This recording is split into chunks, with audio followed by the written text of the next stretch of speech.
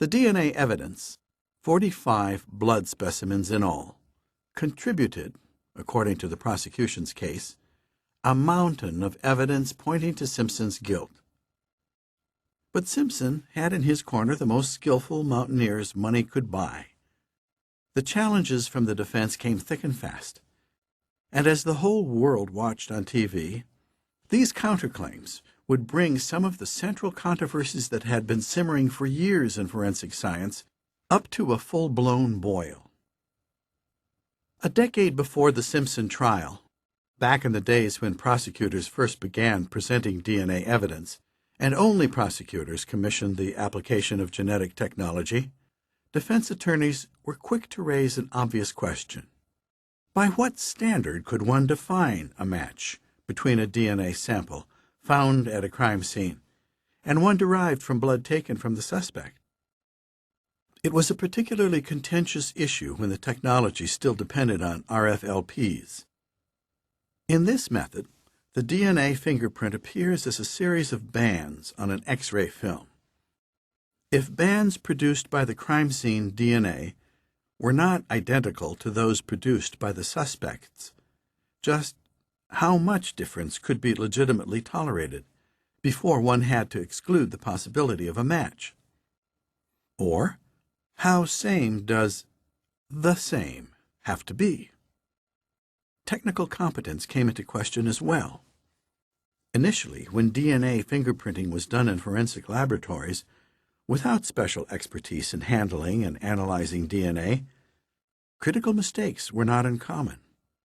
Law enforcement agencies understood that if their powerful new weapon were to remain in commission, these questions would have to be answered.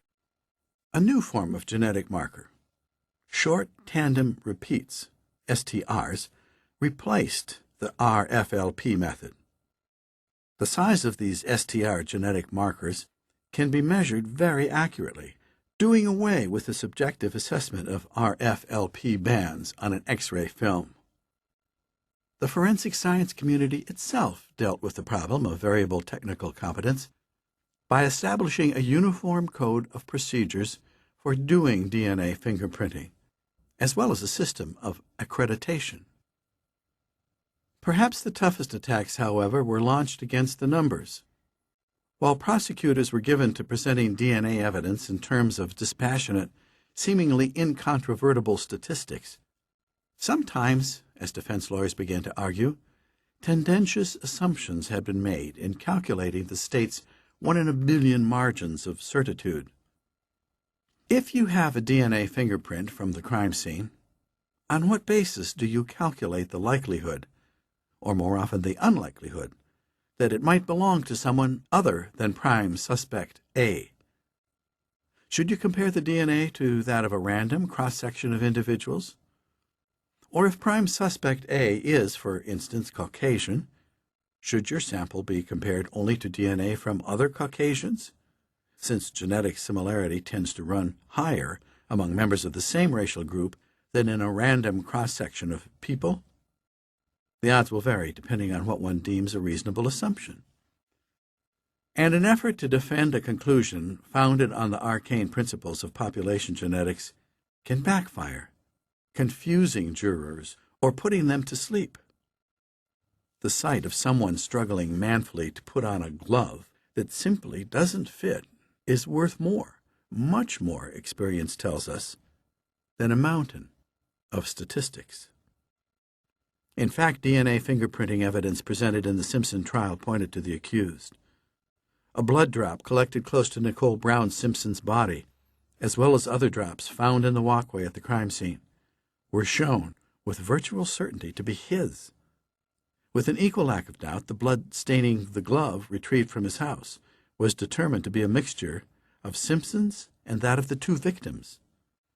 The blood found on the socks and in the Bronco proved to match the blood of Simpson and that of his ex-wife.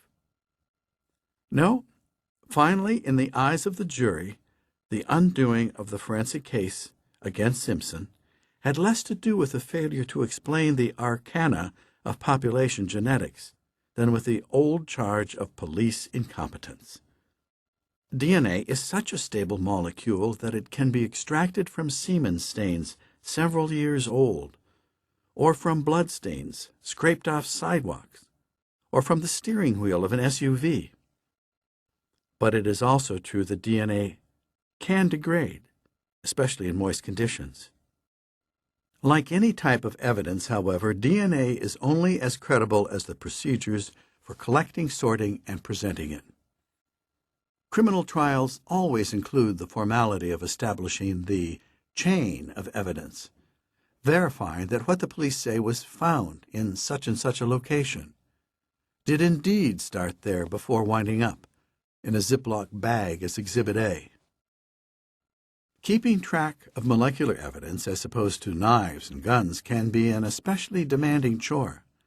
Scrapings from a sidewalk may be visually indistinguishable from scrapings from a gatepost, and the subsequently extracted DNA samples will doubtless look even more alike when placed in small plastic test tubes. Simpson's defense team was able to point to a number of instances when it seemed at least possible, if not probable, that samples had been confused or, even worse, contaminated. There was, for example, the question of the bloodstain on the back gate of Nicole Brown Simpson's house. This book is continued on Disc 10.